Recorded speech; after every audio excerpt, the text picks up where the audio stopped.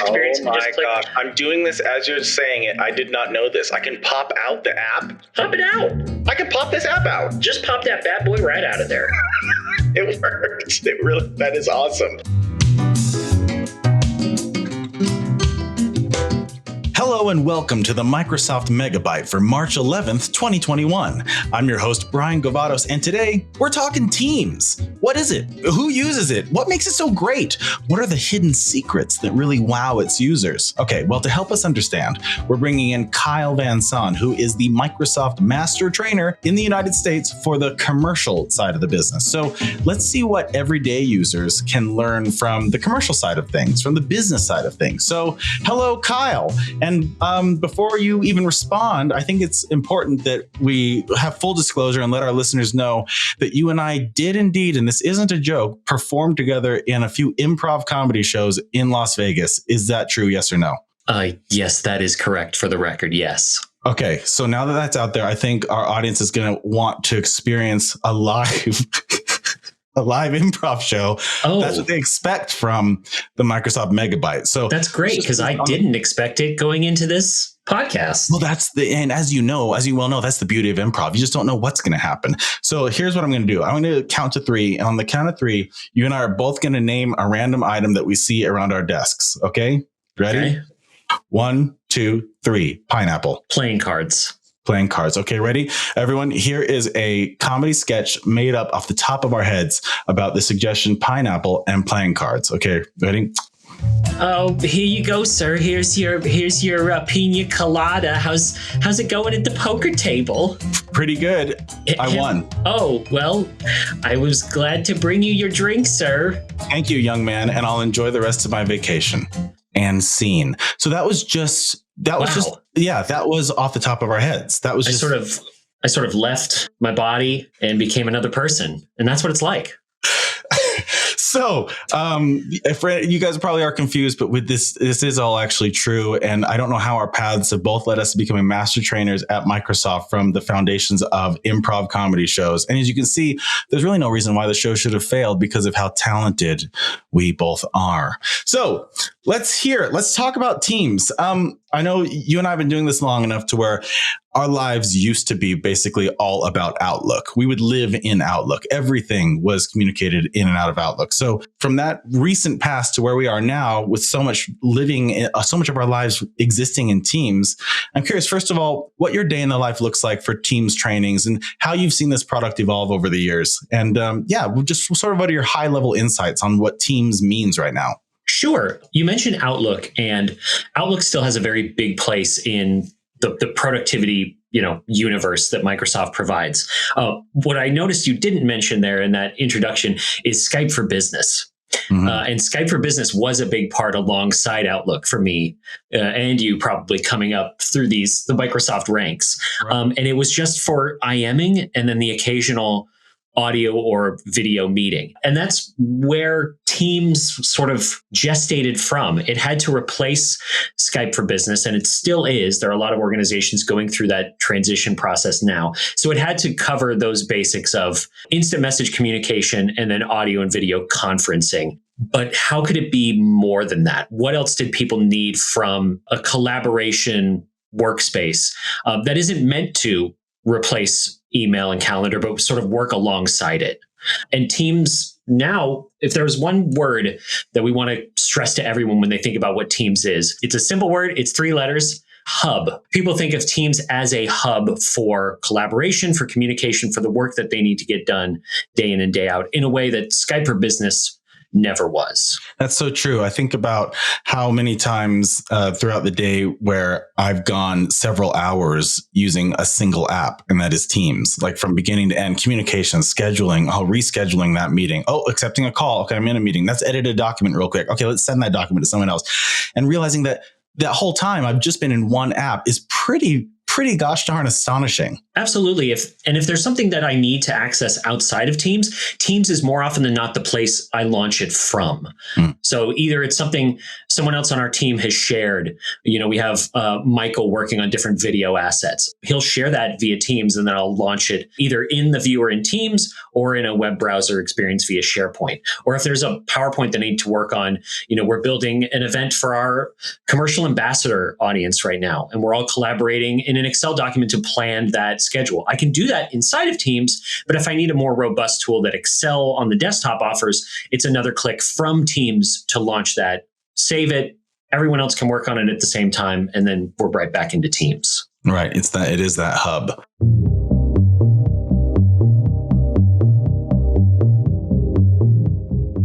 So you and I love Teams. We work in it all the time. And I must confess, at the beginning, when Teams was rolling out, a lot of people, we weren't a fan of it because we were stuck in we use Skype for messaging, we use Outlook for emails and for sending links back and forth. And we had our routine set up, and it took a while. And now I can't imagine a life without Teams. So it happened rather quickly. But I'm curious, from your point of view, I'm sure that transition period you've witnessed time and time again of a group of individuals, workers, a team of some kind, no pun intended, switching to Teams and how it's changed how they work. Do you have any insights on that? Sure. From my personal experience, I had a different perspective. I don't think there's any piece of software or even hardware that Microsoft has produced that I took to more quickly than Teams. Outside of like the fun stuff like Xbox. Teams, I automatically understood like, oh, this is what this area is for, and I see how people get a lot of use out of it. So I've been an advocate for Teams for a very long time. And a lot of my role recently, especially with the bigger shift to remote work, but even before then, for instance, I traveled down to an HP sales office in New Mexico, not because they were going to start selling more, Microsoft 365 that has Teams built in, but because they were switching to Teams.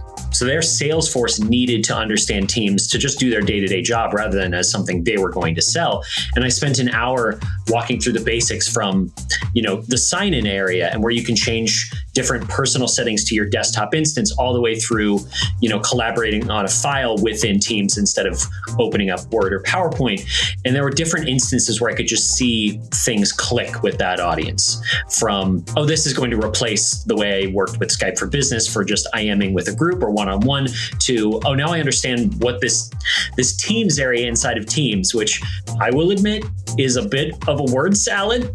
The fact that there's a Teams area in an app called Teams, but how that area is actually structured can take a little bit of time to work around. But once you understand sort of the nested folder structure that inside of a team is a channel, and then inside of a channel, you'll have different conversations and files and different apps that you can have. You can have something very specific to, inventory management that just this select group of people has, and it's custom built for your organization or what have you. And just these people are accessing it just in this one part of Teams, but that's where it lives and that's where I go back to anytime I need to access it.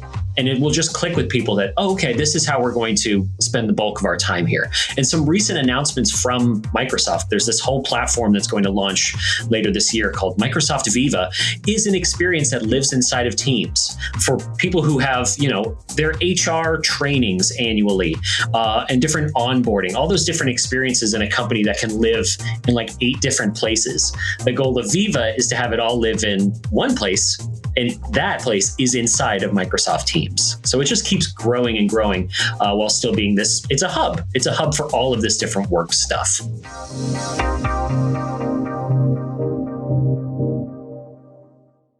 If, say, I am an employee, or perhaps I am a small business owner and I'm, opening my second shop, I'm starting to expand, I'm hiring some people. I now have, 10, 11, 12 employees that are working with me. And I'm thinking about these different online collaboration suites that I keep hearing about, Monday.com, Slack, Teams. What would be some of the things you would talk to that individual who's trying to make that decision? Because like you said with that HP example, it's a big decision. And if that transition process isn't seamless, or if that has a lot of rocky bumps along the way, it can really affect revenue or output or collaboration, all of those things, if it's not a seamless transition. So how would you pitch teams to someone who is really waffling between a lot of the options they keep hearing about in terms of, I want to make my business up to speed with the modern times? That's a great question. And I feel like you answered it with the last thing you said. If it's a small business, I can see how seeing everything that teams can do can be overwhelming. There's so many different pieces. It's connecting to your calendar and Outlook. You have all these different teams in different channels, and every experience that showcases these things has like, oh, I'm a part of 15 different teams, and each of those has 5 channels. If I'm a small business owner, I might not see that can also work for me. But since Microsoft Teams can really easily connect you to people outside of your business, it doesn't matter if you are, 1 to 5 employees or 10 to 15. But if you're using this platform to then call clients or set up different business meetings or just communicate in IM with guests, you can invite pretty much anyone to Teams and talk with them and not be in the same company or organization or small business. Compared to platforms like Slack does a lot of the communication stuff that Teams can do really well.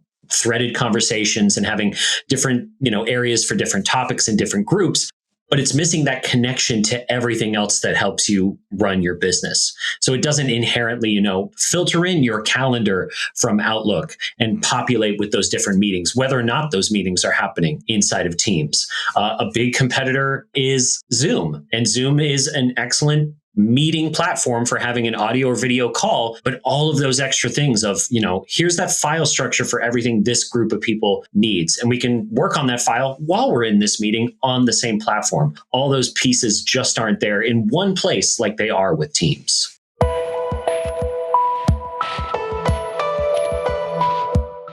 So let's talk about some of our favorite features in Teams, because if you're not using it day in and day out, it's all a little bit theoretical. So how do we actually use it? And I'll start with one that really excites me. Yeah. And it sounds so boring, but I'm just going to say tasks in Planner within Teams has really changed my workflow. And what I mean by that is when you're on a call. So let's say you're out there talking with a customer and they're telling you about all the calls they're in day and day out. Maybe they work in HR and accounting or sales or whatever, and they're back-to-back calls.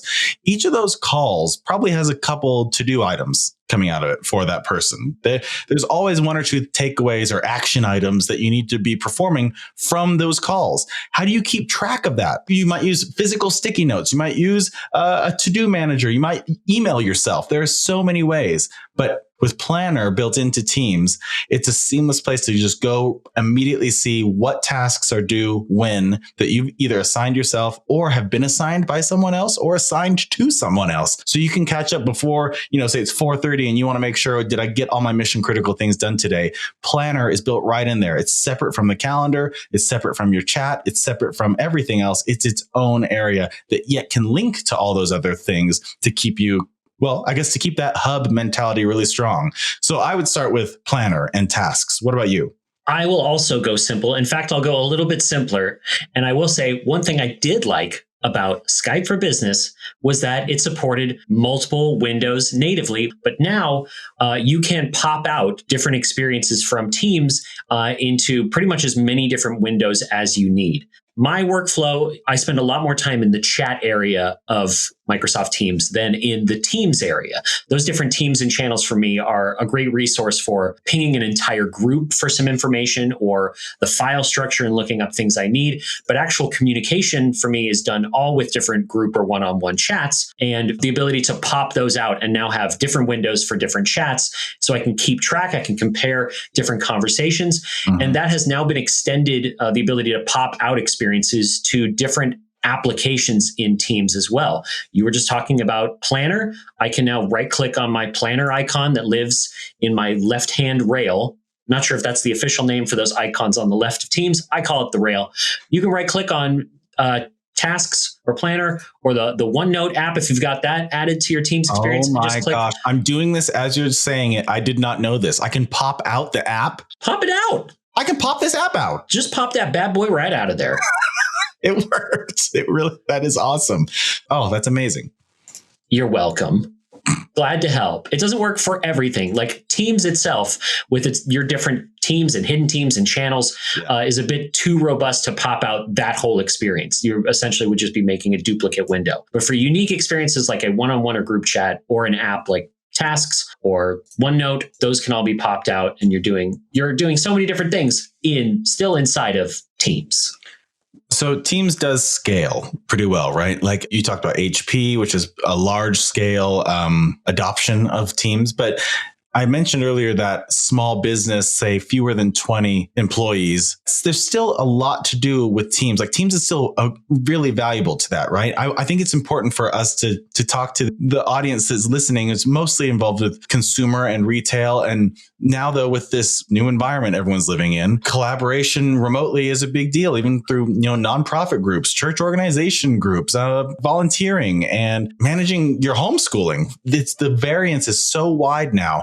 And I just want to get your opinion on this. I know you spend a lot of time on the commercial side of this, mostly. What benefits do you think a business with that smaller workforce would realize by using Teams or adopting Teams? I think there are a few. One, I believe, is future-proofing your business for growth. Even if, Teams is built to expand, as you just said, if you're starting very small and you're going to communicate with a handful of employees, why not start doing so within Teams, something that can support your organization as it grows? You do not have to take advantage of all of the different things Teams is capable of. Power BI and the ability to build, Microsoft Power Apps to custom build your own thing inside of Teams. I don't know the first thing about building an app inside of Teams, and I don't need to still get a full load of work done in this application just by chatting with the other people on my team. Our team is 7 people strong, maybe. Right. And I communicate with some other folks, subject matter experts and different partner executives. And that's all done just mainly in the chat area, and then different calendar invites for actual spoken or video meetings.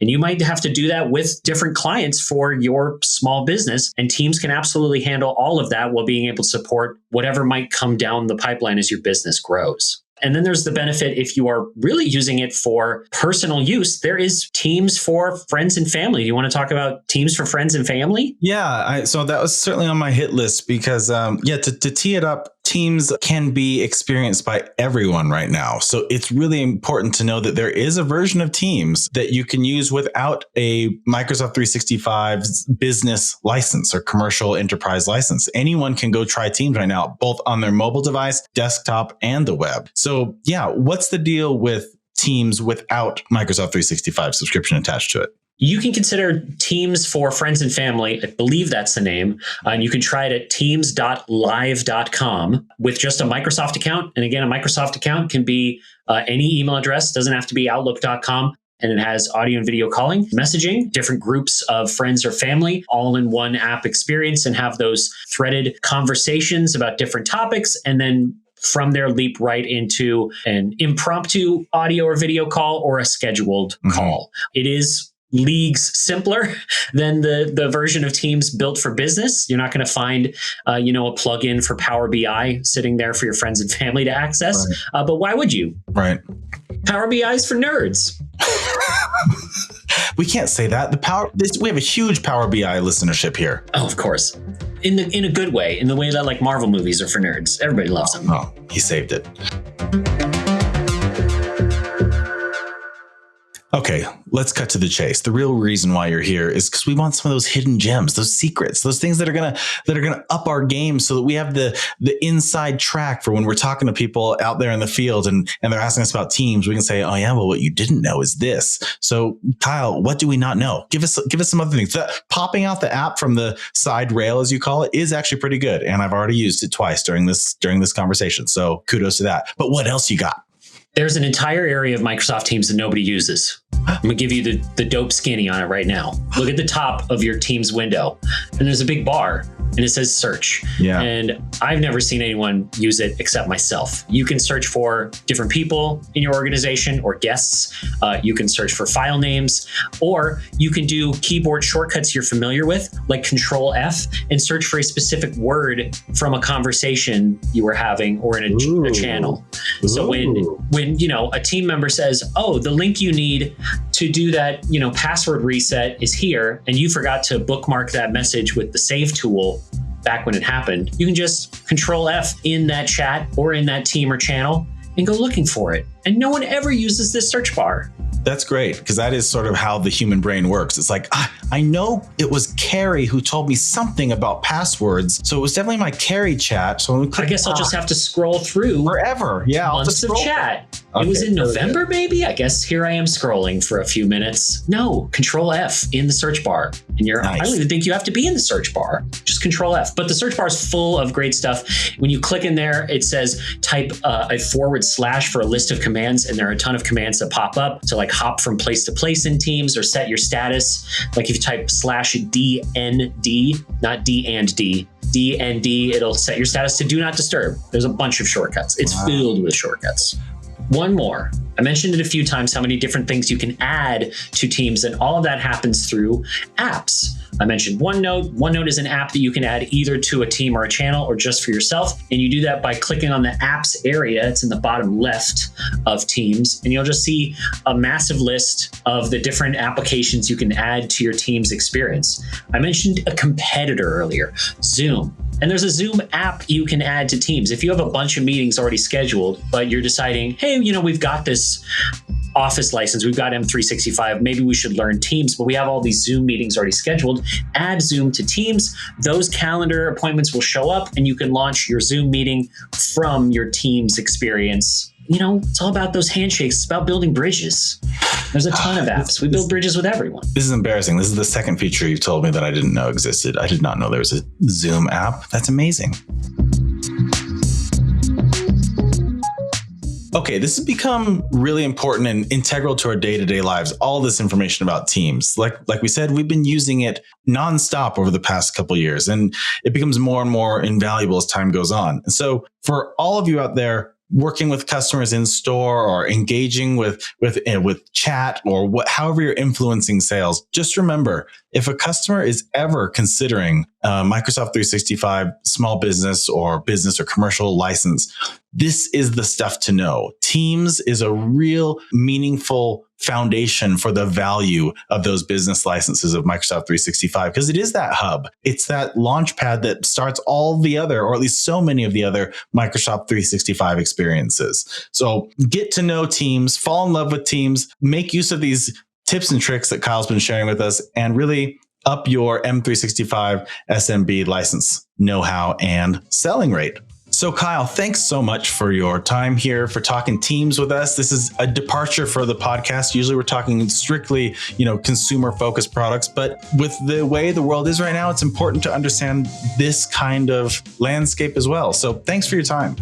Oh, it's my pleasure. You and I never talk anymore, Brian, unless it's business focused, but I'll take what I can get. Well, look, I will go ahead and use the Teams feature right now and send you praise in a chat so that we can, just sort of bookmark this moment. Oh, I can't wait to see it.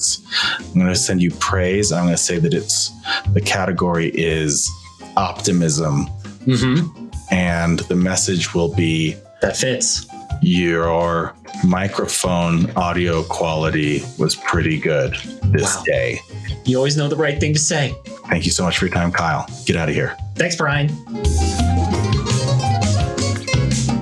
This has been the Microsoft Megabyte Podcast, a training tool for Microsoft field team members and sales professionals across the country, produced by Microsoft employees.